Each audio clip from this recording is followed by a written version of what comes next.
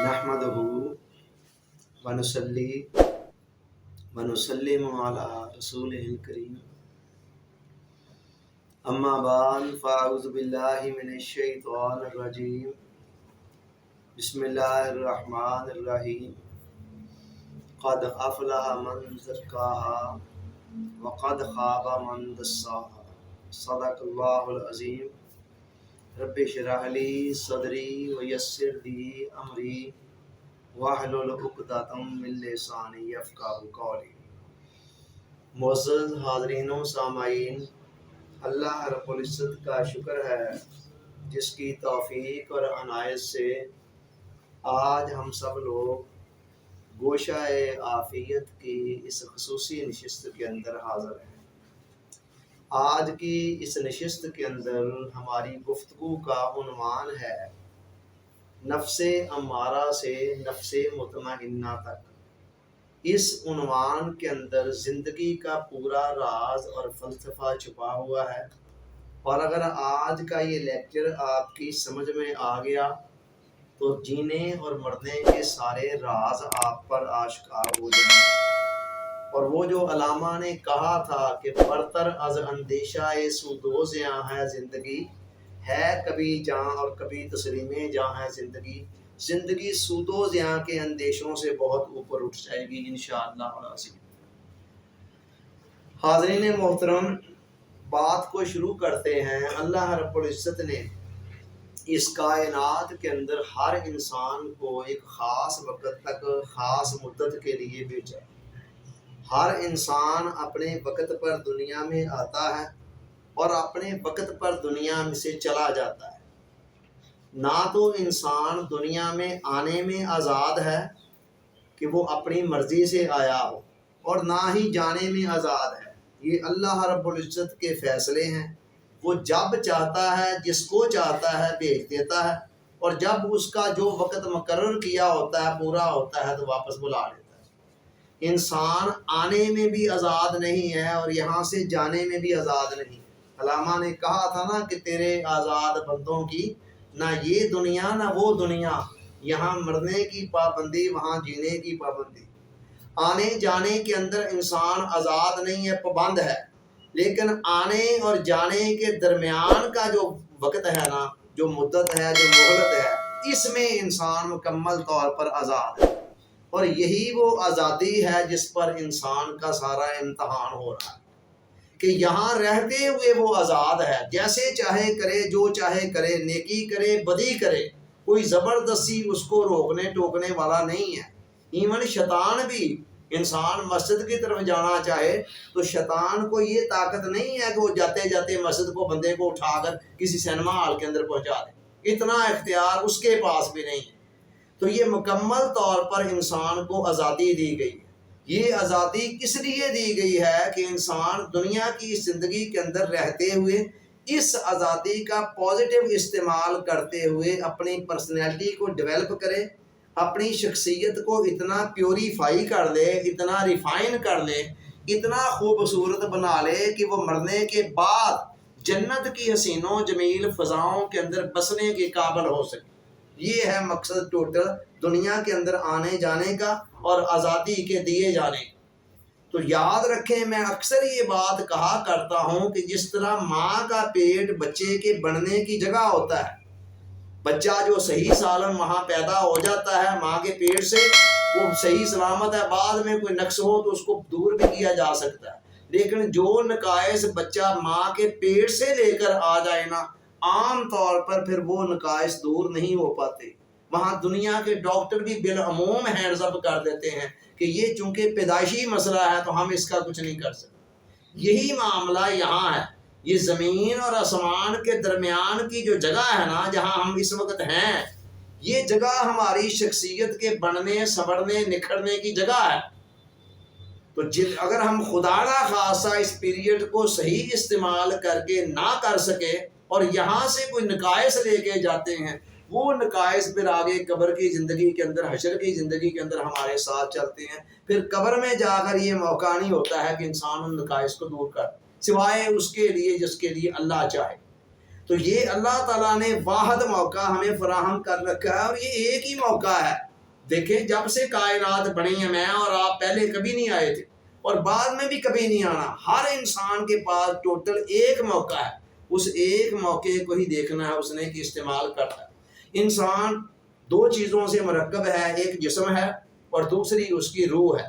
روح اصل چیز ہے جو عالم ارواح سے آئی ہوئی ہے. قل الروح من امر ربی، یہ تیرے رب کا امر ہے، عالم امر کی چیز ہے.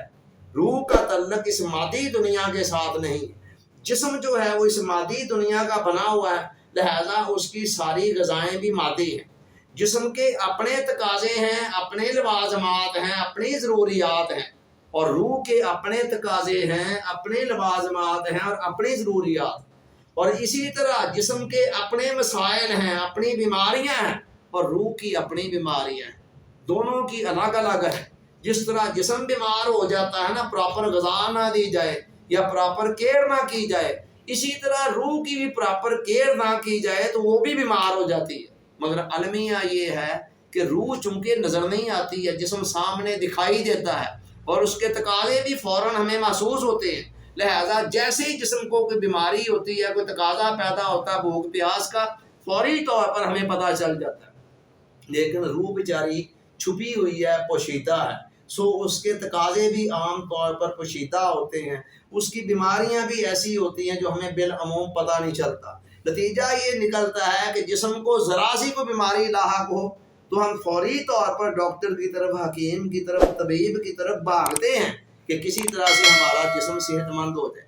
لیکن روح بیچاری پتہ نہیں کتنی بیماریوں کا شکار ہو کر بعض اوقات کرلا رہی ہوتی ہے، کرا رہی ہوتی ہے. لیکن بانسری کی اس آواز کو کون سنے؟ مولانا روم نے اور دیگر کئی صوفیاء نے روح کو بانسری سے تشبیہ دی ہے. کہتے ہیں بانسری کی اس آواز کو سنو کہ یہ بیچاری اپنی جدائی کے نغموں کو سنا رہی ہے، دکھڑوں کو سنا رہی ہے. اس عالم پردیس کے اندر ہے نا روح، جسم کے پنجرے کے اندر قید ہے، تو لہٰذا اس کے تقاضوں کا عام طور پر پتہ نہیں چلتا اور وہ بیماریاں ہمارے ساتھ ہی ساتھ چلتی رہتی ہیں اور بعض اوقات قبر کے اندر بھی ساتھ جاتی ہیں. وہاں جا کر ہمیں پتہ چلتا ہے کہ ہم کون کون سے روگ اور کون کون سی بیماریاں اپنی روح کے ساتھ لے کر یہاں آ گئے ہیں. مگر وہاں جا کر مداوے کا، اس کی تلافی کا موقع ہمارے پاس نہیں ہوتا ہے. امام غزالی رحمۃ اللہ علیہ فرماتے ہیں کہ اے عزیز، جسم کی بیماریوں کو تو بڑا سنجیدہ لیتا ہے، حالانکہ جسم سے کہیں زیادہ سنجیدہ لیے جانے کے قابل روح کی بیماریاں. وہ کہتے ہیں جسم اگر بیمار ہوگا میکسیمم اس کا کیا نتیجہ نکل آئے گا؟ یہی نہ کہ تو قبر تک چلا جائے گا، موت آ جائے گی.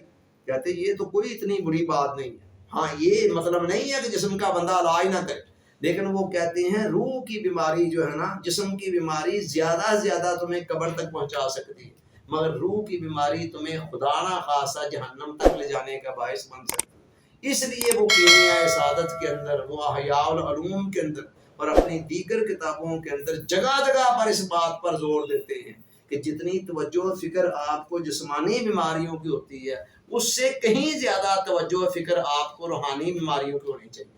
چنانچہ اللہ تعالیٰ نے زندگی کی صورت میں جو خوبصورت موقع ہمیں فراہم کیا ہے، اس موقع کا مطلب کیا ہے، اس کا مقصد کیا ہے؟ کہ یہاں رہ کر ہم اپنی پرسنالٹی کو ڈیولپ کریں، تعمیر کریں.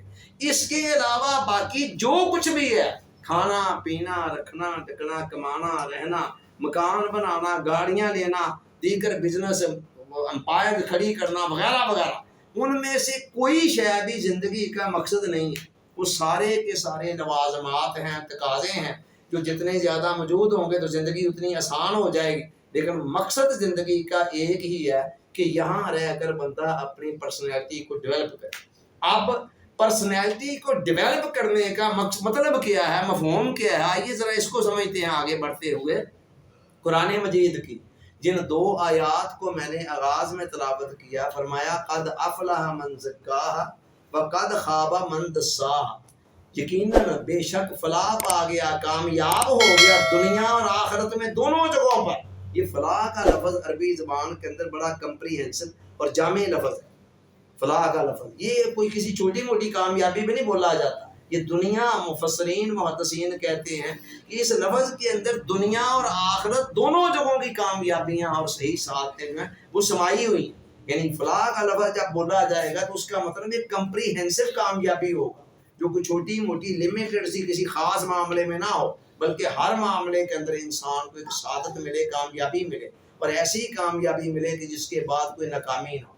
قرآن نے کہا قد افلح، بے شک فلاح پا گیا، کامیاب ہو گیا وہ انسان، من زکاہا، جس نے اپنے نفس کو پاک کر دیا۔ زکاہا، تزکیہ کا لفظ اسی سے ہے، تزکیہ نفس کا لفظ تو آپ نے سنا ہوا ہے نا، نفس کو پاک کر دینا۔ تزکیہ کا مطلب ہے کسی بھی چیز کے اندر جو علائشیں ہیں، جو نجاستیں ہیں، غلاستیں ہیں، غیر ضروری فالتو ردی نکمی نکارہ چیزیں ہیں، ایلیمنٹس ہیں، اجزاء ہیں، ان سے اس کو پاک کر کے اس کو پیوریفائی کر دیا جائے، اصلی حالت میں لائے۔ اور یہ لفظ کئی جگہوں میں بولا جاتا ہے، زکوٰۃ کا لفظ بھی اسی سے بنا ہوا ہے۔ زکوٰۃ کا مطلب کیا ہے؟ اس کو زکوٰۃ کیوں کہتے ہیں؟ کہ جب آپ اپنے مال میں سے زکوٰۃ ادا کر دیتے ہیں تو اس کے نتیجے میں آپ کا بقیہ مال پاک ہو جاتا ہے۔ چنانچہ قرآن نے کہا کہ یقیناً کامیاب ہو گیا، فلاح پا گیا جس نے اپنے نفس کو پاک کر دیا، اور ناکام وقد خواب من دساہا، ناکام ہو گیا، نامراد ہو گیا وہ بندہ جس نے اپنے نفس کو گناہوں کی نجاستوں میں، آلودگیوں کے اندر گم کر دیا۔ تو قرآن مجید کے نزدیک کامیابی اور ناکامی کا یہ معیار ہے، اور یہ ہے وہ کام جس کے لیے ہمیں یہاں پر بھیجا گیا ہے کہ ہم اپنے نفس کو ہر قسم کی علائشوں سے، غلاستوں سے، پلیدیوں سے اور غیر ضروری چیزوں سے، ناپسندیدہ اوصاف سے پاک صاف کریں۔ جتنا زیادہ یہ کام ہم کر لیں گے اتنا ہی زیادہ جنت کی حسین و جمیل فضاؤں کے اندر بسنے کے ہم قابل ہوتے چلے جائیں گے۔ اب آئیے اسی موضوع کو تھوڑا سا آگے بڑھاتے ہیں۔ پہلے یہ دیکھیں کہ ہم ہیں کیا، اور ہم کھڑے کہاں ہیں، جانا کہاں ہے، اور اس کے لیے لاحہ عمل کیا ہے۔ دیکھیے اللہ تعالیٰ نے 3 قسم کی مخلوقات پیدا فرمائی ہیں، ٹوٹل 3۔ ایک وہ مخلوق جو سراپا خیر ہے، جس کے اندر شر کا کوئی گزر ہی نہیں ہے، خیر ہی خیر اس کے ہاں ہے، کوئی گزر نہیں ہے شر کا، اس مخلوق کو فرشتہ کہتے ہیں۔ فرشتوں کے ہاں گناہ کا کوئی کنسیپٹ نہیں ہے، ان کی نیچر کے اندر گناہ کا کوئی مادہ رکھا ہی نہیں گیا۔ دوسری وہ مخلوق ہے جو سراپا شر ہے، جس کے اندر خیر کا کوئی سرے سے گزر ہی نہیں ہے، اس مخلوق کو شیطان کہا جاتا ہے۔ اور تیسری مخلوق ان دونوں کے درمیان ہے، جو خیر اور شر دونوں سے مرکب ہے، اس مخلوق کو انسان کہا جاتا ہے۔ فَأَلْهَمَهَا فُجُورَهَا وَتَقْوَاهَا، فرمایا اسی انسان کے اندر ہم نے الہام کر رکھا ہے، فسق و فجور کا مادہ بھی اور تقویٰ کا مادہ بھی، ساتھ عقل دی، ضمیر دی دیا، اور اس کے بعد پھر شریعت کے احکام دیے، یہ پرکھنے کے لیے کہ صحیح کیا ہے، غلط کیا ہے، جائز کیا ہے، ناجائز کیا ہے، رائٹ کیا ہے، رانگ کیا ہے، وغیرہ وغیرہ۔ تو یہ انسان کے اندر یہ دونوں چیزیں ہیں، اور اندر دونوں کی مسلسل جنگ جاری رہتی ہے۔ اور یاد رکھیں، آپ باہر کی چھوٹی چھوٹی لڑائیاں جنگیں لڑتے رہتے ہیں۔ واصف صاحب کہتے ہیں جن لوگوں نے بارڈر پر بڑی جنگ لڑنی ہو وہ گلی کی لڑائی نہیں لڑا کرتے۔ سب سے بڑی جنگ اس کائنات کے اندر وہ ہے جو ہر وقت ہمارے اندر چل رہی ہے، ٹھیک ہے۔ اصل جنگ یہ ہے کس نے اس کو جیت لیا نا، بقول ابو علی صوفی برکت علی صاحب رحمۃ اللہ علیہ کے، کہ جنگ جب جیت لی جاتی ہے تو پھر عید ہو جاتی ہے۔ اس کے بعد پھر انسان کا ہر دن ہی یوم عید ہوتا ہے، اور اس کی ہر رات ہی شب عید ہوتی ہے، جب جنگ جیت لی جاتی ہے۔ مزے ہی مزے ہیں، ٹھاڑ ہی ٹھاڑ ہے زندگی۔ چھوٹی چھوٹی لڑائیاں باہر کی لڑنے کے اندر ہی ہم اتنے مشغول ہوتے ہیں کہ ہمیں پتہ ہی نہیں ہے کہ ہمارے اپنے اندر کیا جنگ چل رہی ہے اور اپنے اندر کیا لڑائی چل رہی ہے۔ تو اس جنگ کو اصل میں جیتنا ہے۔ تو بتایا آپ کو کہ یہ دونوں مادے ہمارے اندر موجود ہیں، خیر کا بھی اور بدی کا بھی، نیکی کا بھی، بدی کا بھی، خیر کا بھی، شر کا بھی، رائٹ رانگ دونوں چیزیں ہمارے اندر موجود ہیں۔ اب ہوتا کیا ہے، اس حوالے سے ہم سے تقاضا کیا ہے کہ خیر کو شر کے اوپر غالب کر دیا جائے۔ خیر کے تقاضے ہمارے باطن کی دنیا کے اندر شر پر ایسے غالب آ جائیں کہ وہ ہمیں ڈی ٹریک نہ کر سکے، پٹری سے اتار نہ سکے۔ یہ نہ ہو ذرا سا ایک خیال آئے اور ہمارے من کی دنیا کے اندر ایک آگ لگا دے، اور وہ چنگاری آگے بڑھ کر ہماری زندگی کے طور طریقوں کو، ہماری شخصیت کے اعمال و افعال کو چینج کر کے رکھ دے۔ ایسے نہ ہو، بلکہ اندر کی دنیا کے اندر خیر اتنا غالب ہو اور شر اتنا مغلوب ہو کہ شر کی جرت ہی نہ ہو کہ شر خیر کے اوپر غالب آ سکے۔ کبھی کبھار اگر کہیں کوئی کسی کمزور لمحے کے اندر شر وقتی طور پر تھوڑا سا ایک آدھ لمحے کے لیے غلبہ پا بھی جائے تو انسان فوری طور پر سمجھ کر دوبارہ خیر اتنا غالب ہو کہ فوری طور پر یہ نہ ہو کہ وہ ڈیٹ ریک ہو کر کئی دن تک اور کئی مہینوں تک اور زندگی بھر اسی کے اوپر چلتا رہے۔ یہ ہے اصل تقاضا اور یہ ہے وہ کام کرنا ہے، اور اسی کو تزکیہ نفس کہا جاتا ہے۔ اور جو اب ذرا اس موضوع پر غور کریں کہ جو میں نے کہا تھا کہ آج کی گفتگو کا عنوان کیا ہے، نفس امارہ سے نفس مطمئنہ تک۔ زندگی کی ساری کہانی کل یہ ہے کہ انسان نفس امارہ سے سفر شروع کر کے مطمئنہ تک پہنچے۔ اچھا جی، اب ہوتا کیا ہے اس حوالے سے نفس کی ٹوٹل 3 حالتیں ہیں۔ نمبر 1 وہ حالت جس کے اندر شر غالب ہوتا ہے اور خیر مغلوب ہوتا ہے، لہذا دن رات انسان فسق و فجور کے اندر ڈوبا ہوتا ہے، گناہ کے کام، نافرمانی کے کام، معصیت کے کام کر رہا ہوتا ہے۔ کسی وقت کو خیر اچھا کام بھی ہو جاتا ہے، لیکن اکثر اس کے کاموں کی 24 گھنٹوں کے اندر شر کے اوپر مبنی ہوتی ہے۔ اس حالت کو کہتے ہیں نفس امارہ۔ یہ سب سے ادنا حالت ہے جس میں شر غالب ہے اور خیر مغلوب ہے۔ اس کے بعد اگر انسان اس پر کچھ محنت کرے، کچھ فرق کرے، تو چلتے چلتے ایک حالت آتی ہے جو درمیانی حالت ہے۔ اس درمیانی حالت کے اندر خیر اور شر دونوں تقریباً پیرلل ہی چل رہے ہوتے ہیں۔ کسی وقت خیر غالب آ گیا اور کسی وقت شر غالب آ گیا، تو اس حالت کو کہا جاتا ہے، قرآن نے نفس لوامہ کا نام دیا، کہ جہاں انسان گناہ کر لیتا ہے، گناہ کے اوپر اتنا زیادہ کنٹرول نہیں ہوتا۔ گناہ کا تقاضا آیا، گناہ ہو گیا، نیکی کا تقاضا ہے، نیکی ہو گئی، لیکن گناہ کرنے کے بعد تھوڑا سا پچھتاوا ہوتا ہے کہ یار سم تھنگ از رانگ، کچھ غلط کر بیٹھا ہوں۔ تو اس حالت کو نفس لوامہ کہا گیا۔ قرآن نے کہا کہ یہ وہ نفس ہے کہ جو انسان کو غلطی کرنے کے بعد اس پر ملامت کرتا ہے۔ چلتے چلتے بندہ سفر کو جاری رکھے تو پھر ایک وقت آتا ہے جب تیسری بہترین حالت میں بندہ چلا جاتا ہے، جس کو نفس مطمئنہ کہا جاتا ہے، جہاں خیر کا اتنا غلبہ آ جاتا ہے کہ پھر شر کی جرت نہیں ہوتی ہے کہ وہ ایسے ہی بیٹھے بٹھائے 1 منٹ کے اندر خیر کے اوپر غالب آ کر انسان سے بدی کروانی شروع کر۔ اس حال کو نفس مطمئنہ کہا گیا ہے۔ اب ذرا دوبارہ عنوان پر غور کر دیں کہ میں نے کیا کہا، کہ آج کا عنوان کیا ہے، نفس امارہ سے نفس مطمئنہ تک۔ یہ ہے زندگی کی کل کہانی، اور یہ ہے زندگی کا اصل مقصد، جو کام ہم نے کرنا ہے اور جس کو کرنے کے لیے آئے تھے۔ اور ہمیں آج رک کر ذرا اپنا جائزہ بھی لینا چاہیے کہ ہم نے کس حد تک اس کام کو شروع کیا، کہاں تک پہنچے ہیں اور کہاں تک نہیں پہنچے۔ آئیے میں تھوڑی سی آسانی پیدا کرنے کے لیے تھوڑی علامتیں، نشانیاں بیان کروں کہ کیا ہوتا ہے جب بندہ نفس امارہ کی سطح پر ہوتا ہے تو کیا ہوتا ہے، نفس لوامہ میں کیا ہوتا ہے، نفس مطمئنہ کی سطح پر جا کر کیا ہوتا ہے۔ نفس امارہ میں جب ہوتا ہے، بے شمار لوگ ہیں امارہ کی سطح پر زندگی گزار رہے ہیں، تو اس سطح پر یہ ہوتا ہے کہ اس نفس کے اندر ہوس بھی ہوتی ہے، ہرس بھی ہوتی ہے، لالچ ہوتی ہے، طمع ہوتی ہے، نافرمانیاں، غفلت، معصیتوں، سیاکاریوں میں سے بڑا مزہ آتا ہے، اور بعض اوقات تو گناہ کے کام کر کے بڑے فخر سے بتا رہا ہوتا ہے دوستوں کے اندر، وہ میں نے رات یہ کیا، میں نے فلاں موقع پر یہ کیا، وغیرہ وغیرہ۔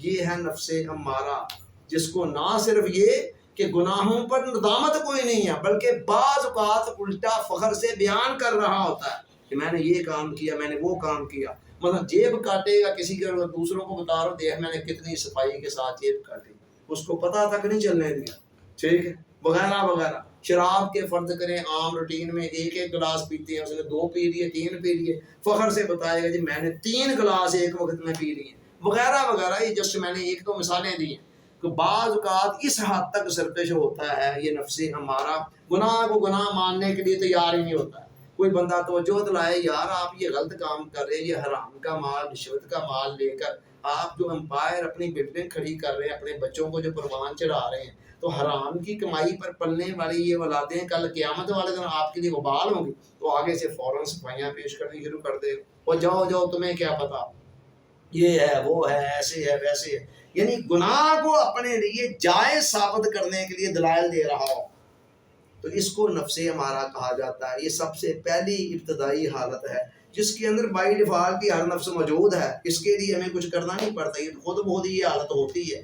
تو یہ پہلی حالت، اور عام طور پر جب کہا جاتا ہے نفس کا لفظ بولا جاتا ہے تو اس سے مراد نفس کی یہی حالت مراد ہوتی ہے، یار میرے نفس نے یہ کر دیا، یا نفس انسان کو بہکاتا ہے، ساتھ کوئی لفظ نہ بھی نہ بولا جائے، جیسے کہا جائے نفس انسان کو بہکاتا ہے، تو اس سے مراد یہ نفس امارہ ہی ہوتا ہے۔ یہ جب نفس امارہ ہے تو یہ انسان کے دو بڑے دشمن ہیں، ایک نفس ہے اور دوسرا شیطان ہے، اور دونوں مل جل کر انسان سے گناہ کراتے ہیں، مگر شیطان سے کہیں زیادہ خطرناک انسان کا اپنا نفس ہے۔ امام غزالی رحمۃ اللہ علیہ فرماتے ہیں، ہم کہتے ہیں جی شیطان شیطان شیطان، یہ بتاؤ خود شیطان کو کس نے گمراہ کیا تھا؟ اور کون سا شیطان تھا اس وقت جب خدا نے کہا کہ سجدہ کرو آدم علیہ السلام، شیطان نے انکار کر دیا، تو شیطان کو گمراہ کرنے والا اور اس وقت شیطان کون سا تھا؟ خود اس کا اپنا نفس تھا۔ تو امام غزالی فرماتے ہیں کہ آغاز کائنات سے لے کر آج تک جتنے بھی گناہ ہوئے زمین پر ہوئے ہیں، یا تو اکیلے نفس سے یا پھر نفس کی معاونت سے ہوئے، یعنی یہ نہیں ہو سکتا کہ شیطان اکیلا اگر آپ کو گمراہ کر دے، جب تک آپ کا نفس اس کے ساتھ تعاون نہ کر رہا ہو۔ آپ کا نفس اگر مطمئنہ میں چلا گیا ہے، ایسی تیسی شیطان کی کہ وہ اگر آپ کو گمراہ کرتے بہکا جائے۔ شیطان نے پہلے دن ہی خود اعتراف کر دیا تھا، اللہ نے قرآن میں کہا انا عبادی لیس لک علیہم سلطان، شیطان جو مرضی کر دے، جو میرے خاص بندے ہوں گے نا ان کے اوپر تیرا کوئی بس نہیں چلے گا، ٹھیک ہے۔ اور اس نے خود جب کہا تھا نا کہ میں تیرے سارے بندوں کو گمراہ کر دوں گا، ساتھ اس نے خود اعتراف کر دیا تھا الا عبادک منہم المخلصین، مگر مولا تیرے جو مخلص بندے ہوں گے نا، جنہوں نے اپنے آپ کو بنا سوار دیا ہوگا، وہ میرے داؤ میں نہیں آئیں گے، ان پر میرا بس نہیں چلے گا، میں ان کو گمراہ نہیں کر سکوں گا۔ تو چنانچہ میں یہ کہہ رہا ہوں کہ شیطان انسان کو جو گمراہ کرتا ہے تو شیطان بھی نفس کی معاونت کے ساتھ ہی کرتا ہے۔ تو امام غزالی فرماتے ہیں کہ جتنے بھی گناہ آج تک ہوئے، بہت کئی گناہ ایسے ہیں جو اکیلا ہمارا نفس ہی ہم سے کرا رہا ہوتا ہے، اور کئی گناہ جس میں شیطان کا بھی عمل دخل شامل ہوتا ہے، شیطان بھی اکیلا نہیں کر سکتا، وہ انسان کے نفس کو ساتھ استعمال کرتا ہے۔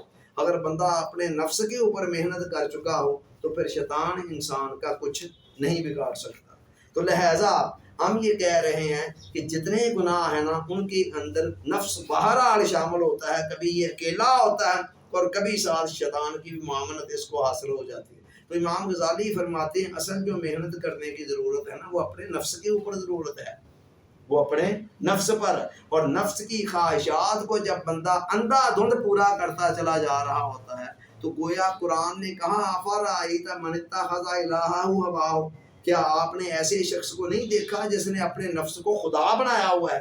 یعنی قرآن کے نزدیک نفس کی خواہشات کے پیچھے اندھا دھند چلنا، جو یہ کہے اس کے اوپر بلا سوچے سمجھے چلتے رہنا، یہ گویا نفس کو خدا بنانے کے مترادف ہے۔ اور حضور علیہ السلام کی ایک حدیث بھی ہے، آپ نے فرمایا کہ اس آسمان کے نیچے جتنے بھی جھوٹے اور باطل خداؤں کی عبادت کی گئی ہے، ان میں سے سب سے زیادہ عبادت جس جھوٹے خدا کی گئی اس کا نام انسان کا اپنا نفس ہے۔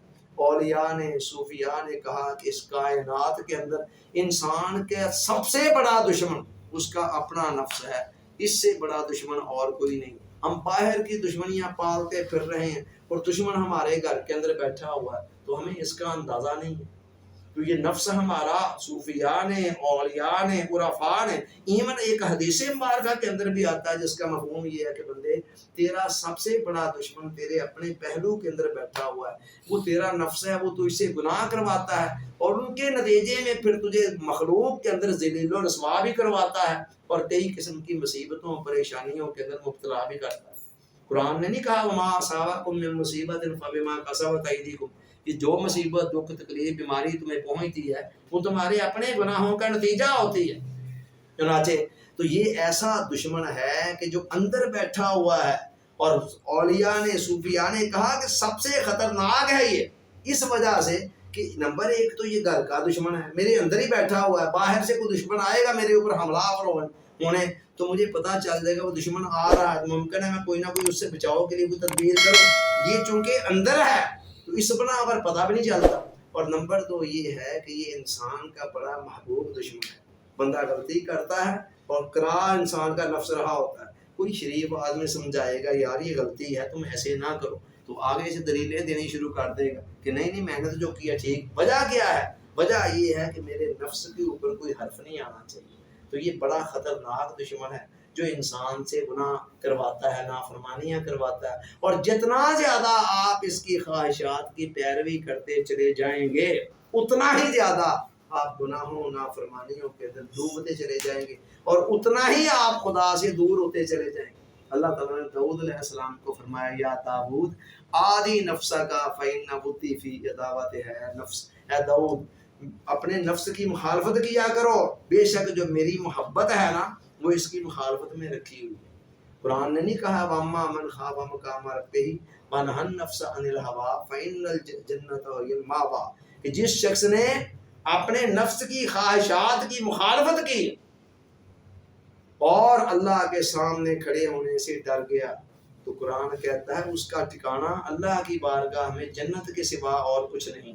تو یہ انسان کا وہ دشمن ہے کہ جو انسان کو بہکاتا ہے اور بہت زیادہ بہکاتا ہے، نافرمانیوں میں مبتلا کرتا ہے۔ اور اس کی مثال صوفیاء کرام نے نا ایک ایسے دی کہ نفس کی مثال ایک سرکش بچے کی، ضدی بچے کی، بچہ نہیں چھوٹا ہوتا، ضدیں کرتا ہے، جتنی زیادہ آپ ان کی ضدوں کو پورا کرتے چلے جائیں اتنا ہی زیادہ وہ شیر ہوتا جاتا ہے اور آپ اس کے مقابلے میں بکری بنتے چلے۔ میں نے بڑے گھروں کے اندر دیکھا، کسی عزیز کے ہاں گئے، ان کا بچہ چھوٹی چھوٹی بات پر ضد کر رہا ہے، میں حیران رہ جاتا ہوں۔ بچے ماں باپ اس بچے کے سامنے عاجز آ رہے ہیں، اور نتیجہ کیا نکلتا ہے؟ پتہ چلتا ہے کہ شروع سے ہی صاحب بہادر کی ساری ضدیں پوری کی گئیں لاڑ پیار کے اندر، اور اس کا نتیجہ آج پہ بھگت رہے ہیں۔ ہم نے اپنے گھر کے اندر کبھی ایسے نہیں کیا، اور کبھی میرے بچوں میں سے کبھی مجھے ایسے نہیں ہوا کسی ایک بچے نے بھی کوئی ایسی ضدیں کی ہوں جس نے ناک میں دم کر دیا ہو۔ ٹھیک ہے کبھی جائز خواہشیں پوری بھی کرتے ہیں اور کئیوں سے منع بھی کر دیتے ہیں، تو بچوں کو پہلے دن سے ہی پتہ ہوتا ہے کہ ہماری بعض خواہشات پوری ہو سکتی ہیں اور بعض پوری نہیں ہوں گی، لہذا جب جہاں پر جس موقع پر کہہ دیا کہ نو یہ نہیں ہوگا تو بچے پھر وہاں پر چپ کر گئے۔ تو لیکن میں نے دیکھا ہے کہ جن کے لوگوں کے ہاں بچوں کی خواہشات کو لاڑ میں پیار میں ان کی دلجوئی کے لیے پورا کیا جاتا ہے اندھا دھند، وہاں پر بچوں کا لاشعور اس بات کو ایڈمٹ کر لیتا ہے کہ ہماری ہر خواہش پوری ہونی چاہیے، اٹس آور رائٹ۔ نتیجہ کیا نکلتا ہے؟ بعد میں پھر وہی والدین بچوں کے سامنے بکری بنے ہوتے ہیں اور بچے شیر بن کر ان کے اوپر سواری کر رہے ہوتے ہیں۔ یہی حال نفس کا ہے۔ پہلی مثال صوفیاء نے دی کہ یہ دودھ پیتے بچے کی طرح ہے، اسے گناہوں کی لت پڑی ہوئی ہے۔ جیسے چھوٹے بچے کو دودھ پینے کی پڑی ہوتی ہے، 2 سال بعد دودھ چھڑانا کتنا مشکل مرحلہ ہوتا ہے، یہ وہ والدین ہی جانتے ہیں جنہوں نے اولادوں کو پالا ہے۔ مگر والدین کو دل پر جبر کر کے ایک دفعہ یہ کام کرنا پڑتا ہے، اور کرتے بھی ہیں۔ اگر نہ کریں تو بچہ ساری زندگی کہے جی میں نے تو ماں کے دودھ ہی پینا ہے، مجھے اور کچھ نہیں چاہیے، تو یہ پھر کیا ہوگا؟ سارا معاملہ چوپٹ ہو کر رہ جائے۔ تو والدین جس طرح وہاں جبر کرتے ہیں نا، اور صرف ایک دفعہ جب جبر کر کے چھڑا دیتے ہیں اور مہینہ 15 دن اس کا رونا بھی گوارا کر لیتے ہیں، تو پھر وہ وقت بھی آتا ہے کہ اسی بچے کو کہیں ہیں جب جوان ہو کر اور لذتیں اس کے سامنے آ جاتی ہیں، چکھ لیتا اور مزے، پھر اسے کہیں ہیں کہ اب ماں کا دودھ پئیں، آپ کبھی بھی نہیں کہے گا جی میں نے نہیں پینا ہے۔ یہی معاملہ انسان کے نفس کا ہے، گناہوں کے اندر اس کو مزہ آتا ہے، اس نے اس کے علاوہ کوئی اور مزے دیکھے ہی نہیں ہیں۔ لیکن اگر ایک دفعہ تھوڑا سا جبر کر کے اس کو وہاں سے باہر نکال کر کوئی اور اعلیٰ درجوں کے مزوں سے آشنا کر دیا جائے، وہ مزے جن کی طرف اشارہ کرتے ہوئے علامہ اقبال نے فرمایا تھا کہ 2 عالم سے کرتی ہے بے گانہ دل کو، عجب چیز ہے لذت آشنائی، ان مزوں سے اگر آشنا کر دیا جائے تو پھر اس کے بعد پلٹ کر ان مزوں کی طرف دیکھے گا بھی نہیں، ورنہ پھر پورے کرتے چلے جائیں، ایک خواہش اس کی پوری کریں گے، ابھی وہ پوری نہیں ہوگی دوسری تیار کھڑی ہوگی۔ یہ بھی ایک المیہ ہے، کیا کیا جائے، خواہشات ختم ہونے میں آتی ہی نہیں ہیں۔ تو دیکھیں نفس کی خواہشات 2 طرح کی ہوتی ہے، ذرا غور سے سن لیجیے، ایک ہے حقوق نفس اور دوسری ہے حظوظ نفس۔ ایک حقوق نفس ہیں اور دوسری حظوظ نفس ہیں۔ حقوق حق کی جمع ہے، حظوظ حظ کی جمع ہے۔ حقوق کا مطلب ہے کہ نفس کو زندہ رہنے کے لیے، صحت مند رہنے کے لیے فنڈامنٹل جو اس کی تقاضے ہیں، نیسیسٹیز ہیں، بنیادی ضروریات، ان کو پورا کرنا یہ نفس کے حقوق ہیں. شریعت ان کو پورا کرنے پر کوئی پابندی نہیں لگاتی ہے. کھانے پینے رہنے سہنے پہننے کے لیے جو اس کی ضروریات ہیں کہتی ان کو پورا کرو. ان کو پورا کرنا بھی اللہ کی رضا کے لیے کرو تو عین عبادت ہوگا. لیکن وہ جو حظوظ ہیں نا، حظ کی جمع حظ کہتے ہیں مزے کو، لذت کو. جو مزے ہیں جتنا زیادہ آپ ان کی کوئی حد ہی نہیں ہے. آج آپ نے گاڑی لی ہے 40 لاکھ والی، 40 کے بعد یہ کہے گا جی مجھے 60 لاکھ والی بھی چاہیے، 60 کے بعد کہے گا جی مجھے کروڑ والی بھی چاہیے، کروڑ کے بعد کہے گا جی مجھے 2 کروڑ والی بھی چاہیے، 2 کے بعد کہے گا مجھے 4 کروڑ والی بھی چاہیے. کہاں تک اس کو آپ پورا کرنا لگیں گے؟ تو لہٰذا حضور کی کوئی حد ہی نہیں. یہ جو مجاہدہ ہے، قرآن نے کہا والذین جاہدوا فینا لنہدینہم سبلنا، کہ جو ہماری راہ میں مجاہدہ کرتے ہیں، جد و جہد کرتے ہیں، اسٹرگل کرتے ہیں نفس کی خواہشات کے خلاف، ہم ان کے لیے اپنے ایک نہیں کئی راستے کھول دیتے ہیں. اس سے مراد نفس کے ان حظوظ کو کم کرنا ہے، حظوظ کو. اچھا لوگ بعض کہتے ہیں کہ نفس کو جی مار دیا جائے، مار دیا جائے. مارنے کا لفظ ہمارے صوفیاء کے ہاں بعض اشعار کے اندر بھی یوز ہوتا ہے، لیکن یاد رکھیں وہ جو مارنے کا لفظ ہے نا، وہ لفظی معنوں ویسے استعمال کرتے ہیں، اس کا مطلب مغلوب معنوں میں کرتے ہیں کہ اس پر کنٹرول کیا جائے. یہ نہیں ہے، کوئی صوفی ایسا نہیں ہے جس کا یہ ذہن ہو کہ نفس کو مارنا. نفس کو مار دیا تو پھر مجھے یہ بتائیں کہ آپ کے اندر اچھی خواہشات بھی کہاں سے پیدا ہوں گی؟ جنت میں جانے کی خواہش بھی تو ایک خواہش ہے نا، اللہ کی محبت اور معرفت اور رضا کو پانے کی خواہش بھی ایک خواہش ہے. جب آپ نے نفس کو ہی مار دیا تو نفس کے اندر ہی تو خواہشات پیدا ہونی تھی. لہٰذا نفس کو مارنا قطعاً مطلوب نہیں ہے. کوئی کسی ولی صوفی نے جس نے بھی یہ لفظ جب بھی یوز کیا اپنے کلام کے اندر، نثر کے اندر یا نظم کے اندر، تو انہوں نے اصل میں مقصد یہی ہے کہ اس کو کنٹرول کیا جائے، قابو کیا جائے. اور میں نے بتایا تھا کہ وہ جو 2 مثالیں صوفیاء نے دی نا، ایک تو دودھ پیتے بچے کی، دوسری کہی کہ یہ ایک سرکش گھوڑے کی مانند ہے. سرکش گھوڑا، اب سرکش گھوڑا ہو، اس کے اوپر لگام بھی نہ ہو، آپ کے ہاتھ میں اس کی باغ بھی نہ ہو، کنٹرول بھی نہ ہو، اور آپ اس کے اوپر بیٹھے ہوئے ہیں، وہ اچھلے کودے گا اور آگے چند منٹ بعد چل کر کسی نہ کسی کھائی کے اندر گر کر خود بھی مر جائے گا اور آپ کو بھی مار دے گا، آپ کی بھی خیر نہیں. تو انہوں نے کہا نفس کی مثال اسی طرح سرکش گھوڑے کی مانند ہے. اس کے اوپر تقویٰ کی لگام ڈالی جائے، کاٹھی ڈالی جائے اس کے اوپر باغ، اور وہ باغ انسان کے کنٹرول میں، تو پھر یہ سدائے ہوئے گھوڑے کی طرح اپنے سوار کو منزل مقصود تک حفاظت کے ساتھ لے جاتا ہے. یہی مقصد ہے نفس کو کنٹرول کرنے کا مقصد، کہ اس کی جو خواہشات ہیں، حد سے بڑی ہوئی سرکشی ہے، وہ انسان کے کنٹرول میں ہو اور یہ ایک سدائے ہوئے گھوڑے کی طرح انسان کی مرضی منشا کے مطابق چل رہا ہو. اچھا جی، تو نفس ہمارا سراسر خواہشات، غفلتیں، نافرمانیاں، معصیتیں، لذتیں، ذائقے، چسکے وقتی، اور ان کے اندر ہی ڈوبا ہوا، ان کے اندر ہی انجوائے کرنے والا، ان کو مزے لینے والا. جب انسان کو احساس ہوتا ہے اور وہ کچھ محنت کرتا ہے اس پر، تو پھر چلتے چلتے یہی نفس کچھ زیادہ دیر نہیں لگتی ہے. یقین کریں میں نے یہ دیکھا ہے کہ گاڑی کے اندر پہلا گیئر ہی مشکل ہوتا ہے. بس پہلے گیئر کے اندر جب گاڑی ہوتی ہے نا، انجن کا زور زیادہ لگتا ہے، پٹرول زیادہ لیتی ہے اور فاصلہ کم طے ہوتا ہے. جیسے ہی پہلے گیئر سے نکل کر دوسرے میں کچھ آسانی، اس سے اگلے میں کچھ اور آسانی، اس سے اگلے میں کچھ اور آسانی، اور آگے پھر جیسے جیسے آپ اگلے گیئر میں جاتے ہیں پھر آپ کی اسٹرگل اسٹرینتھ کم اور فاصلہ زیادہ طے ہوتا ہے. یہی معاملہ یہاں ہے. شروع میں تھوڑی سی جو مشکلات پیش آتی ہیں نا، لوگوں کی یہ سمجھ میں نہیں آتا ہے کہ وہ سمجھتے ہیں شاید ساری زندگی اسی طرح کی مشکلات میں سے، شاید ساری زندگی اپنے آپ پر جبر کر کے ہی چلنا ہو. بابا نہیں، یہی تو بہت بڑا مغالطہ ہے. دودھ چھڑانے کے بعد بچہ کتنے کے دن ضد کرتا ہے، بس وہی معاملہ یہاں بھی ہے. اور ایک دفعہ کڑوا عمر بھر کے دیکھیں تو جب انسان تھوڑی سی محنت کرتا ہے اور آگے بڑھتا ہے تو وہی نفس آہستہ آہستہ نفس لوامہ میں. اب یہاں کیا ہے، میں نے جیسے پہلے بھی بتایا، خیر اور شر ساتھ ساتھ چل رہے ہیں. کسی وقت خیر کا غلبہ آ گیا تو خیر کا کام کر دیا، کسی وقت شر غالب ہو گیا. انسان کے اندر نشیب و فراز جذبات کی دنیا میں آتا رہتا ہے. انسان کو مشین تو نہیں ہے، کوئی جامد چیز تو نہیں ہے، اس کے اندر جذبات کی بجلیاں ہیں، آندیاں ہیں، طوفان ہیں. تو چلتے چلتے، اور اللہ کا اصول بھی یہ ہے کہ اس کائنات کے اندر کوئی بڑی تبدیلی یخلق نہیں ہوتی. آپ دیکھیں رات دن میں آہستہ آہستہ چینج ہوتی ہے، دن رات میں آہستہ آہستہ چینج ہوتی ہے. بچہ آہستہ آہستہ جوان ہوتا ہے، اسی طرح کوئی پودا آپ نے لگایا آہستہ آہستہ. تو کائنات کے اندر کوئی بھی بڑی چینج جو ہے نا وہ یکلخت نہیں ہوتی، سلو اینڈ اسٹڈی کے اصول پوری کائنات کا ہے. یہی معاملہ یہاں بھی ہے. نفس ہمارا نے یک لخت چھلانگ لگا کر نفس مطمئنہ میں چینج نہیں ہونا. درمیانی اسٹیج ایک آنی ہے کہ جب آہستہ آہستہ چلتے چلتے دونوں چیزیں ساتھ ساتھ چل رہی، مگر اس میں ایسے ہی ہوتا ہے کہ جب انسان غلطی کرتا ہے نا تو اندر تھوڑا سا غلطی کرنے کے بعد ایک پچھتاوے کا احساس ہوتا ہے.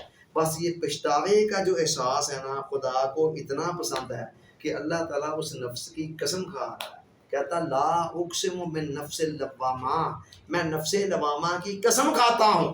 تو خدا قسم کھا کر پھر اس نفس کی بھی قسمیں کھاتا ہے کہ چلیں کوئی نہیں غلطی کر بیٹھا ہے لیکن پچھتاوا تو ہے، احساس تو ہے.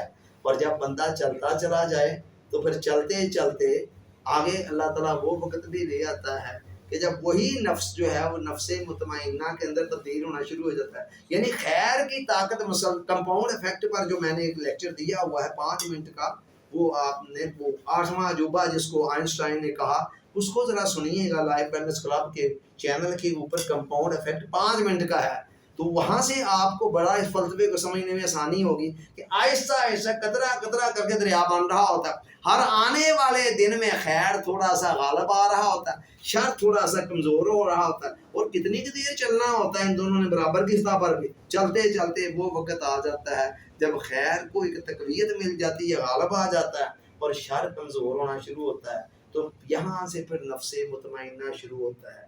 یہ اطمینان والا نفس، یعنی جس کو اللہ کی یاد کے اندر مزہ آنے لگتا ہے، سکون آنے لگتا ہے، چین آنے لگتا ہے، تو اللہ رب العزت کو پھر یہ نفس بہت پسند آتا ہے.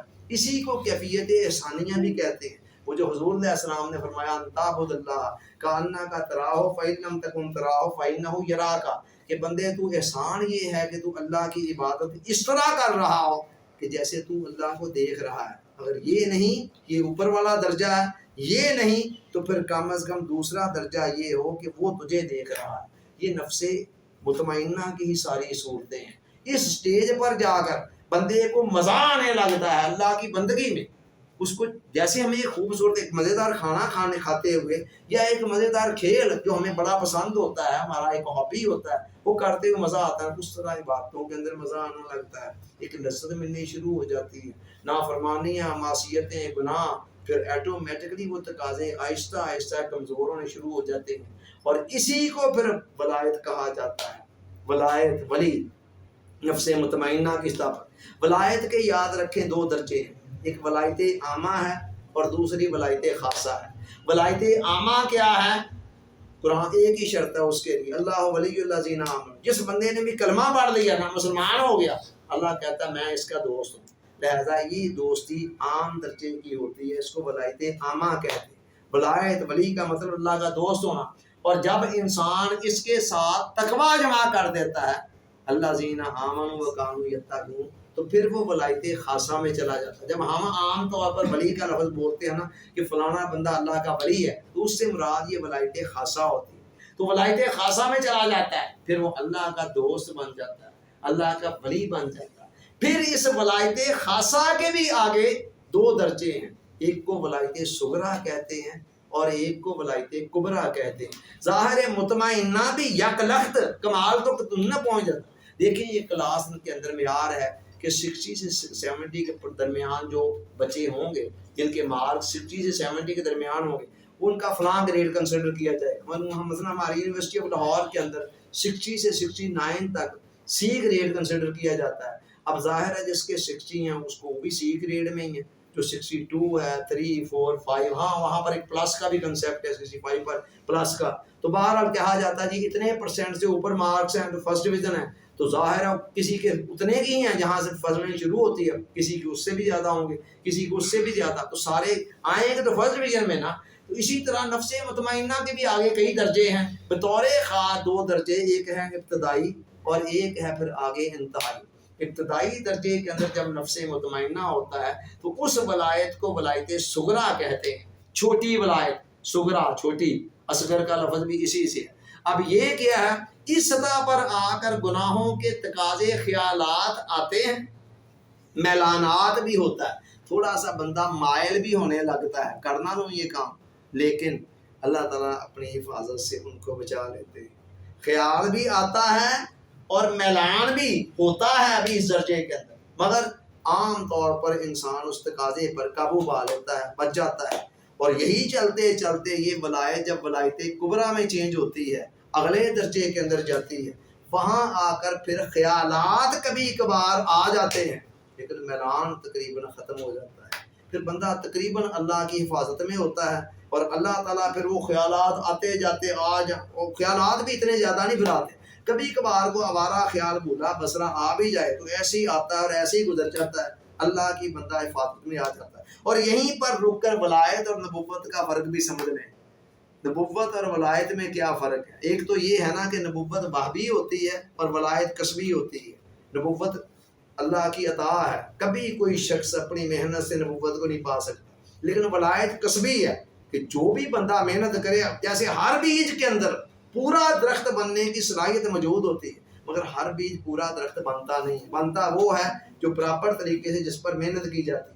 یہی معاملہ انسان کا ہے، ہر انسان کے اندر ولایت کبریٰ کے درجے تک جانے کی صلاحیت موجود ہے، مگر ہر بندہ جاتا نہیں، جاتا وہ ہے جو اپنے اوپر پراپر طریقے سے قاعدے کلیے فارمولے کے تحت محنت کرتا ہے۔ اچھا جی، یہ ولایت کبریٰ، تو ولایت کبریٰ کے اندر بتا دیا، تو میں نے اب فرق سمجھا رہا تھا کہ نبوت وہبی ہے اور ولایت کسبی ہے، اور دوسرا فرق یہ ہے کہ ولایت کے اندر بندہ گناہ کا تقاضا آ جا سکتا ہے، لیکن اللہ تعالیٰ اس بندے کو گناہ کی طرف جانے سے روک دیتا ہے، بندہ اللہ کی حفاظت میں آ جاتا ہے۔ جیسے ماں اپنے بچے کو انگارے کی طرف بڑھنے سے روک دیتی ہے، مگر وہ جو نبوت ہوتی ہے نا، وہاں اللہ بندے کو گناہ کی طرف جانے سے نہیں روکتا، بلکہ گناہ کو بندے سے دور کر دیتا ہے۔ یہ فرق ہے۔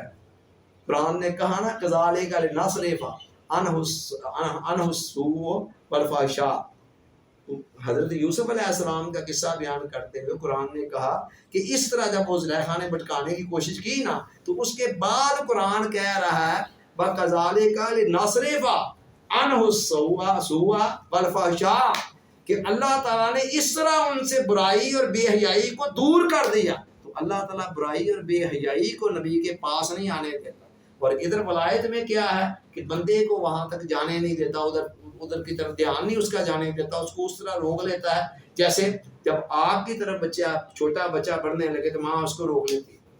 بہرحال اچھا، ہم یہ کہہ رہے تھے کہ جب انسان اس نفس مطمئنہ کے درجے میں چلا جاتا ہے نا، تو پھر مزے ہی مزے ہیں، اس کے بعد پھر وہ ولایت اللہ کا ولی ہوتا ہے اور اللہ کی حفاظت میں ہوتا ہے۔ اب علامت کیا ہے، پتہ کیسے چلے گا کہ ہم اس ولایت کی طرف بڑھ رہے ہیں، چلے گئے ہیں، وہاں نہیں چلے گئے؟ اب کیا علامت کیا ہے؟ 3 علامتیں بطور خاص یاد رکھیں، ولایت کے ملنے کے بعد اور پہلے کا فرق اچھی طرح سے سمجھ لیں۔ پہلی علامت کیا ہوگی؟ اشکالات ختم ہو جائیں گے۔ اشکالات کیا ہوتے ہیں؟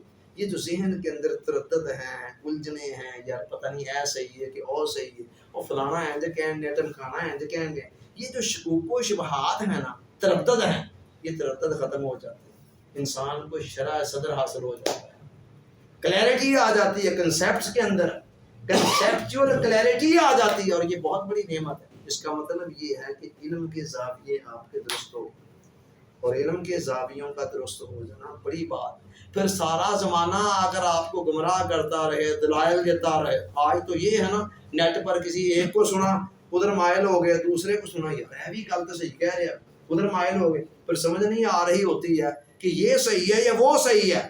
لیکن جب انسان ولایت کے درجے میں چلا جاتا ہے تو کنسیپچول کلیئرٹی آ جاتی ہے، یہ پہلا کام ہوگا آپ کے اندر سے تردد۔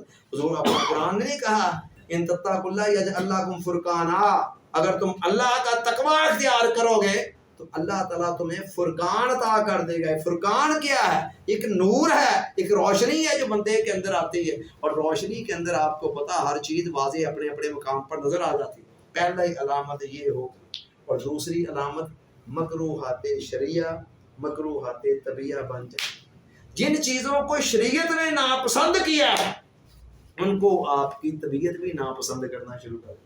کیسی مزے کی زندگی ہے، کہ خدا نے شریعت نے جھوٹ بولنے کو ناپسند کیا تو میری طبیعت بھی جھوٹ بولنے سے کراہت کرنے لگے. اب بتائیں مجھے جھوٹ بولنے سے روکنے کے لیے اپنے آپ کو کچھ کرنا پڑے گا. شریعت نے غیبت کو حرام کہا, منع کیا, میری طبیعت کے اندر بھی مجھے ابکائی آنے لگے جب میں غیبت کرنے لگوں. بتائیے اس سٹیج پر کون سا زور لگنا ہے؟ اور 5ویں گیئر میں بھی گاڑی کا کچھ نہ کچھ زور لگ رہا ہوتا ہے, لیکن یہاں کون سا زور اب لگنا ہے؟ کوئی بھی نہیں. جب آپ کی اپنی طبیعت ہی ان چیزوں کو ناپسند کرنا شروع کر. اس کو ایک مثال کے ذریعے سمجھے. بعض لوگوں کو نیچرلی سگریٹ کوئی پیے نا دھواں گاڑی میں آ کر دوسرا او یار بند کر دیں یار میرے سے صبر نہیں ہوتا, مجھے برداشت نہیں ہوتا, یا کسی کمرے کے اندر آپ لوگ بیٹھے ہوں کہ نفرت ہوتی ہے. بعض ایسے بھی ہیں جن سے سگریٹ پیے بغیر رہا نہیں جا سکتا. اب یہ فرق کیا ہے؟ فرق یہی ہے کہ ان کی طبیعت ہی اتنی پاکیزہ ہے, لطافت والی ہے, اس کو پسند ہی نہیں کرتی. اور دوسرا کہتا ہے سگریٹ پیے بغیر مجھ سے رہا نہیں جا سکتا, وہ اسی دھوئیں کو اندر بھیج رہا ہے. اسی طرح آپ دیکھیں دنیا کے اندر شراب کتنے لوگ ہیں جو بڑے شوق سے خرید کر پیتے ہیں, لیکن مجھے اور آپ کو مفت کے اندر بھی شراب دی جائے تو ہم کہیں گے جی ہم نے نہیں پی. وجہ کیا ہے؟ ہماری طبیعت کراہت کرتی ہے, نفرت کرتی ہے.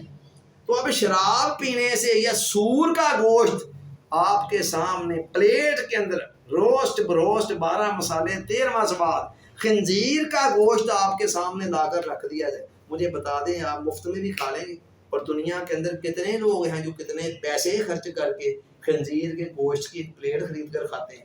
تو اب کیا ہے, سور کے خنزیر کے گوشت سے بچنے کے لیے مجھے اور آپ کو کچھ کرنا پڑتا ہے؟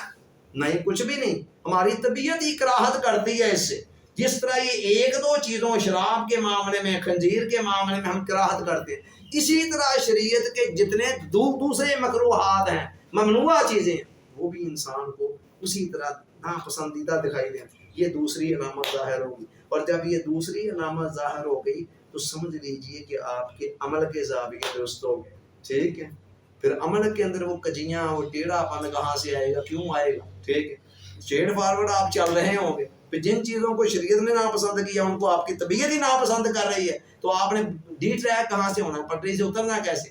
تیسری اور آخری علامت یہ ہوگی کہ مدح و ذم برابر ہو جائیں گے.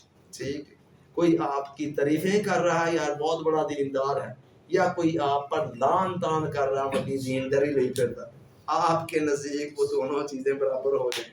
اور جب یہ کام ہو گیا تو سمجھ لیں آپ کے ہاں اخلاص آ جائے گا. اور اخلاص کے بعد اگلا درجہ کون سا ہے جس کو بندے نے حاصل کرنا ہے؟ تو یہ 3 علامتیں, اور یہ 3 علامتیں بھی کوئی ایک ہی دن میں ساری ظاہر نہیں ہوں گی, آہستہ آہستہ, یہ بھی سلو اینڈ اسٹیڈی. لیکن ویسے ایک معیار بتا رہا ہوں, کرائٹیریا بتا رہا ہوں کہ آپ کے اندر علم کے زاویے آپ کے درست ہو جائیں گے, عمل کے زاویے درست ہو جائیں گے, اور آپ کے اندر اخلاص آ جائے گا. آپ کو پھر زمانے سے اپنی تعریفوں کی بھوک نہیں رہے گی کہ یار یہ کیا ہے. فے فقر ہار جدوں ہوندا بارد تدوں اپنا پرایا ایک ہوندا, گاٹا ہوندا وادا وادا ہوندا گاٹا, ایتھے دون سوایا ایک ہوندا, جلوہ یار دا ہر شے نظر آندی, ایتھے کھویا تے پایا ایک ہوندا, اصغر حق دا جتھے مقام ہوندا اوتھے گیا تے آیا ایک ہوندا. پھر سب کچھ انسان ان چیزوں سے بہت اوپر اٹھ جاتا ہے. برتر از اندیشہ ہے سودوز یہاں ہے زندگی, ہے کبھی جہاں کبھی تسلیم جہاں ہے زندگی, جینے کا مزہ آ جاتا ہے. اب سوال یہ ہے کہ پہنچنا کیسے ہے, جانا کیسے اس راستے کے اوپر. یہ ہے وہ زندگی کا اصل مقصد جس کو آپ نے پا لیا. آپ جھونپڑی میں ہیں تب بھی خوش قسمت. شہباز مجھ سے 2-3-4 دن پہلے پوچھ رہا تھا کہ پاپا کیا کریں, کیا کس حد تک دنیا میں انوالو ہو, کس حد تک نہ ہو. میں نے کہا بیٹے دنیا کو مقصد نہیں بنانا ہے, یہ صرف ذریعے کے درجے میں رکھنی ہے بات بس. باقی مقصد آپ کا, مقصد اعظم زندگی کا یہ ہے. کیا ایک جملے کے اندر بولوں, 2 لفظوں کے اندر, نفس مطمئنہ. بس اس کو مقصد جب بنائیں گے پھر چھوٹے چھوٹے نقصانات فائدے آپ کی نظروں میں ویسے ہی بے قیمت ہو کر ہیں. پھر کسی پر آپ کو حسد کیا آئے گا, یار فلانا آدمی اتنا آگے بڑھ گیا. آپ دیکھیں گے یار اصل چیز نفس مطمئنہ ہے, وہ دیکھوں اگر میں میرے پاس ہے کہ نہیں ہے, تو اصل چیز تو وہ ہے. باقی تو سارے لوازمات تھے. دیکھیں میرے اندر کھانا نہ جائے تو میں نفس مطمئنہ کو پانے کے لیے کیا کر سکوں؟ کچھ بھی نہیں کر سکوں. مجھے تو اپنی جان کی فکر پڑی ہوگی. تو لہٰذا یہ سارے کے سارے رہائش کا ہونا, خوراک کا ہونا، لباس کا ہونا، دیگر ضروریات کا ہونا، یہ سارے زندگی کے لوازمات ہیں، تقاضے نہیں ہیں۔ اور جو بندہ ہاتھ دھو کر ان کے پیچھے پڑ جائے، ان کو زندگی کا مقصد بنا لے، اس سے بڑا بدقسمت کون ہو سکتا ہے؟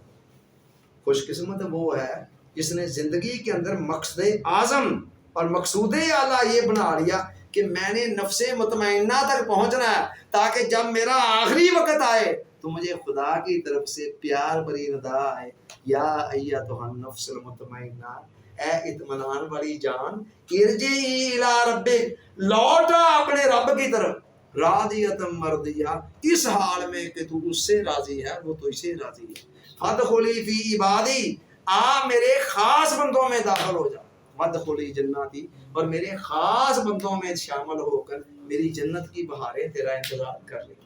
یہ ہے خوش قسمتی، یہ ہے زندگی کا اصل مقصد جو آپ کو حاصل ہو گیا، پیچھے پھر پانے والی چیز کوئی نہیں رہ گئی۔ اور اگر یہ حاصل نہیں ہو سکا، محل کے اندر آپ رہ رہے ہیں، تخت پر آپ بیٹھے ہوئے ہیں، تاج آپ کا بڑا قیمتی ہے، نوکر چاکر غلام خدام ہزاروں لاکھوں ہیں آپ کے دائیں بائیں، تو کیا ہوگا؟ کیا ہوگا؟ کیا آخر کب تک اس نے، جب آپ کی آنکھ بند ہونی ہے، اس تاج و تخت نے چھننا ہے کہ نہیں چھننا ہے؟ جب چھنا تو پھر کیا ہے؟ خالی ہاتھ جب یہاں سے جا رہے ہوں گے تو قبر کی اندھیری رات کو روشن کرنے کے لیے تو آپ کے پاس کچھ بھی نہیں ہوگا۔ تو اصل زندگی کا مقصود اعظم یہ ہے۔ اب سوال یہ ہے اس کو پانا کیسے ہے؟ میں صرف ٹوٹل 3 باتیں بیان کرنے لگا ہوں، وہ 3 ہی آپ کی سمجھ میں آ گئی تو سب کچھ ہی سمجھ میں آ جائے۔ پہلی یہ ہے کہ مقصد کو استحضار، مقصد کا استحضار۔ سمجھ تو گئے ہیں آپ مقصد، میں بتا رہا ہوں جو زندگی کا اصل مقصد کیا ہے، لیکن اس کا استحضار، کسی چیز کو سمجھ جانا ایک مرتبہ اور چیز ہے، اس کا ذہن کے اندر ہر وقت تازہ رہنا۔ استحضار کا مطلب یہ ہے کہ ذہن کو یاد رہے کہ میرا اصل مقصد کیا ہے، اور یہ یاد رہنے کے لیے، رکھنے کے لیے ابتدا میں تھوڑی بہت محنت ہے، چلتے چلتے پھر خود بخود ہی شعور سے اتر کر لاشعور میں اتر جاتا ہے، لیکن ابتدا میں آپ کو کچھ نہ کچھ محنت کرنی پڑے گی مقصد کا استحضار، ورنہ آج آپ سن کر کہیں گے بلے بلے بلے، مہینے بعد آپ کو یاد بھی نہیں ہوگا کیا سنا تھا کیا نہیں سنا۔ لہذا نمبر 1 کیا؟ استحضار۔ دوسری شرط ہے کسی مینٹور کا ہونا۔ دنیا کے کسی بھی فن کے اندر آگے بڑھنے، سیکھنے، سمجھنے کے لیے عام طور پر، میں عام طور پر بات کر رہا ہوں، خدا کسی کے لیے اس قاعدے سے ایکسیپشن کر دے تو الگ بات ہے، کر دے، بے شمار ایسی مثالیں ہر جگہ پر ہے۔ جب بھی کوئی قانون بیان کیا جاتا ہے تو وہ عمومی طور پر بیان کیا جاتا ہے۔ عمومی طور پر اصول اور قانون کیا ہے کہ آپ نے دنیا کا کوئی بھی علم سیکھنا ہے، کوئی بھی فن سیکھنا ہے، کسی بھی مہارت کو حاصل کرنا ہے تو عام طور پر کسی نہ کسی جاننے والے کے پاس آپ جاتے ہیں، اسے کہتے ہیں کہ یار مجھے یہ سکھا دو، اور وہ آپ سے پہلے اس کو جانتا ہوتا ہے تو وہ آپ کو سکھانا شروع کرتا ہے، آپ اس کے پیچھے اس کی ہدایات کو فالو کرنا شروع کر دیتے ہیں تو سیکھ جاتے ہیں آہستہ آہستہ، آپ بھی ایک دن اس کے ماہر بن جاتے ہیں۔ جب دنیا کے ہر معاملے میں یہ قانون ہے تو پھر تزکیہ نفس کے معاملے کے اندر یہ قانون کیسے نہیں ہونا تھا؟ یہ قانون یہاں بھی ہے، بلکہ یہاں تو اور زیادہ ضروری ہے۔ باقی معاملات تو چھوٹے چھوٹے جز ہیں، یہ تو اتنا بڑا سمندر ہے، دل دریا سمندروں ڈونگے کون دلانیے جانے ہو۔ آپ کے اندر پتہ نہیں کیسے کیسے جذبات ہیں، کیسی کیسی خواہشات ہیں، کیسے کیسے طوفان ہیں جو ہر وقت اٹھ رہے ہیں، تو بندہ کیا کرے گا؟ کیا کیسے از خود ان سب کو مینج کر دے؟ اللہ چاہے تو بندہ کر لے، اور کئیوں نے کیے بھی، لیکن میں عمومی قاعدہ بتا رہا ہوں۔ دوسری بات ہے کسی مینٹور کا ہونا۔ اگر کوئی شعیب آ جائے میسر، شبانی سے کلیمی 2 قدم ہے۔ موسیٰ علیہ السلام کے واقعے کی طرف اشارہ کرتے ہوئے اقبال نے کہا تھا کہ پھر شبانی بکریاں چراتے چراتے نبوت مل جانا، کلیمی مل جانا، اللہ سے کلام کرنا شروع کر دینا، یہ 2 قدم کے فاصلے۔ تو شعیب کیا تھا؟ ان کا مینٹور تھا۔ شعیب علیہ السلام نے بیٹی کو بیچنا تو نہیں تھا، نبی تھا اللہ کا، وہ جو کہہ رہا تھا جی 8 سال آپ کو میرے ساتھ رہنا ہوگا میرے گھر کے اندر، تو میں شادی کر دیتا ہوں اس شرط پر۔ تو کس لیے کہہ رہا تھا؟ اس لیے کہ وہ ان کا مینٹور، خدا کی طرف سے حکم تھا کہ ان کی تربیت کرنی ہے، میں نے ان کو کسی بڑے مقصد کے لیے تیار کرنا ہے۔ تو مینٹور کا کام یہ ہوتا ہے، مگر مینٹور سے استفادہ کرنے کی شرطیں آگے سمجھ۔ نمبر 1 تو یہ کہ مینٹور کے ساتھ آپ کا ذوق ملتا ہو، خدا کے لیے محض یہ سوچ کر یار فلانے بندے نے فالوور بہت زیادہ ہیں بس ٹھیک ہے، نہیں، یہ دیکھ لیں آپ کا مزاج بھی اس کے ساتھ ملتا ہے کہ نہیں ملتا. میڈیکل سائنس کی زبان میں اس بات کو اس مثال سے سمجھایا کرتا ہوں کہ جس طرح کسی ایک بندے کا خون دوسرے میں منتقل کرنے کے لیے ضروری ہے کہ اس کا بلڈ گروپ ملتا ہو. بلڈ گروپ نہیں ملتا، خون جتنا مرضی صحت مند دوسرے کو فائدے کی بجائے نقصان دے. اسی طرح کوئی بندہ کتنے ہی کرنے والا ہے، عالم فاضل جاننے والا ہے، غوث اعظم بھی قبر سے اٹھ کر آ جاتے ہیں، اگر ان کے ساتھ آپ کا مزاج نہیں نہ ملتا ہے، آپ کی ایک ذہنی ہم آہنگی نہیں ہوتی ہے، تو پھر مشکل ہے آپ کے لیے. صوفی برکت علی صاحب فرماتے ہیں نا کہ پیر کامل سے ہی یقین کامل ہوتا ہے. تو ذہنی ہم آہنگی کا ہونا ضروری ہے، اور یہ خدا کی طرف سے ہی مناسبت ہوتی ہے کہ آپ کا ذوق کسی جگہ پر مل گیا. جہاں مل گیا نا وہ پھر بندہ ہے یا کھمبا ہے، اللہ خیر ہوگا، آپ اس سے استفادہ کر سکتے ہیں. پھر یہ ضروری نہیں ہے کہ وہ بہت بڑا کامل ہی ہو، مگر وہ کامل بھی ہے مگر آپ کا ذوق نہیں ملا تو پھر بڑا مشکل ہے اس سے استفادہ کر سکتے. اچھا، یہ ایک شرط مینٹور کا آپ کے ذوق کے مطابق ہونا، آپ کا ذہنی ہم آہنگی ہونا، اور اس کے ساتھ دوسری شرط ہے رابطہ. بڑا جناب آپ نے ذوق شوق کے مطابق مینٹور رکھ لی، اگر اس کے ساتھ آپ کا رابطہ ہی کوئی نہیں ہے، مہینے گزر جاتے ہیں، سال گزر جاتے ہیں یا ہفتے گزر جاتے ہیں، آپ کو پتہ ہی نہیں وہ کہاں، اسے نہیں پتہ آپ کہاں، پھر بھی کچھ نہیں. پر ٹھیک ہے، پھر ثواب اور برکتیں ملتی رہیں. جب کبھی ملاقات کر دی آپ نے، محبت اگر دل میں رکھی ہوئی کسی اچھے بندے کی تو وہ غنیمت ہے، مگر بس ٹھیک اس محبت کی برکتیں ملتی چلی جائیں گی، اس رابطے کی کچھ. جب تک آپ کا رابطہ نہیں ہے، چلنے کے لیے رابطہ ضروری ہے. جتنا مرضی کامل استاد آپ پکڑ لیں دنیا کے کسی فن کے معاملے میں، اور وہ اپنے گھر بیٹھا، آپ اپنے گھر بیٹھے ہیں، تو جسٹ آپ نے کہہ دیا جی آپ میرے استاد ہیں، اس نے کہہ دیا جی ہاں جی آپ میرے شاگرد ہیں، اتنے میں مسئلہ حل ہو جائے گا؟ نو.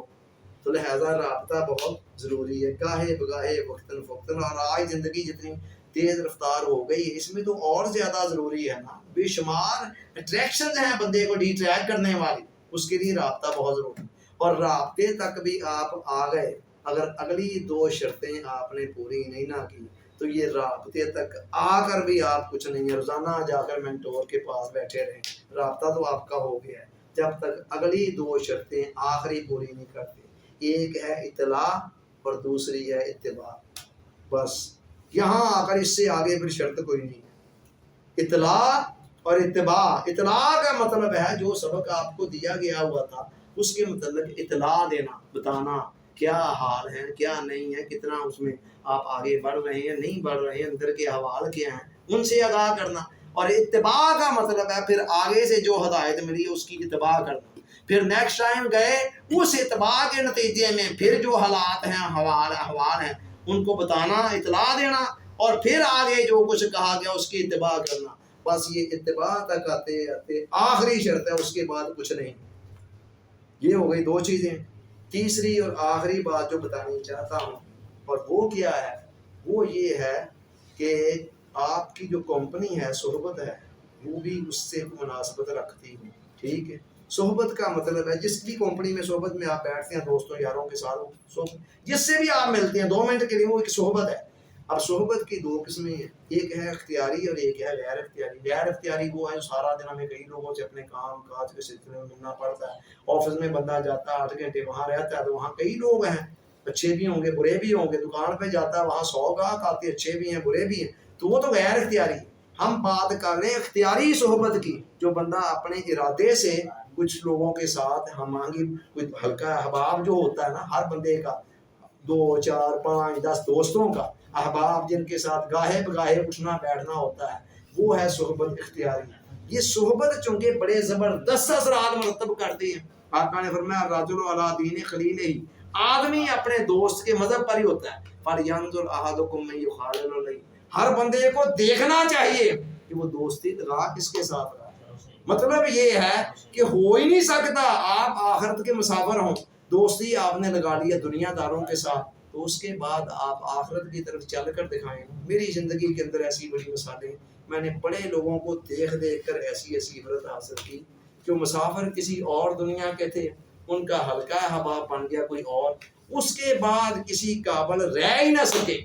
تو لہٰذا یہ تیسری چیز بھی بہت ضروری ہے کہ جب تو آپ کا ہلکا احباب جو ہے نا وہ ہم ذوق ہو، تھوڑا سا ذوق کی مناسبت ہو، تاکہ ان کے پاس بیٹھ کر آپ منفی اثرات سے بچ سکیں اور مثبت اثرات آپ کے اندر پیدا ہو، آپ کے اندر ایک موٹیویشن آئے.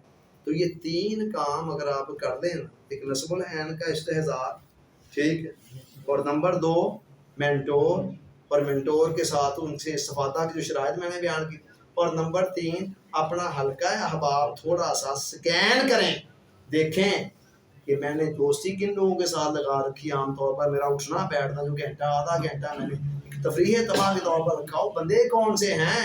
ایسا تو نہیں ہے میں مشرق کی طرف جانے کا مسافر ہوں، مغرب والے ہیں وہ، تو پھر تو وہ مجھے اپنی طرف کھینچ لیں گے، بالآخر آج نہیں کل، کل نہیں پرسوں آپ کی ہمت کی ساری گروں کو وہ کھینچ کر رکھ دیں گے، اس کے بعد آپ اس قابل ہی نہیں رہیں گے منزل کی طرف جانے کا سوچ بھی سکیں۔ 3 کام آپ کر لیں جی، اس کے بعد ساری دنیا کے شیطان بھی آ جائیں نا آپ کو گمراہ کرنے کے لیے، اللہ کے فضل و کرم کے بھروسے پر کہہ رہا ہوں، آپ پر کو کوئی گمراہ نہیں کر سکے گا، اور اس راہ پر آپ چل رہے ہوں گے جس پر جینا عین عبادت اور مرنا عین سعادت ہے۔ اللہ تعالیٰ سوچنے سمجھنے یاد رکھنے عمل کی توفیق عطا فرمائے، آمین ثم آمین، وما علینا الا البلاغ۔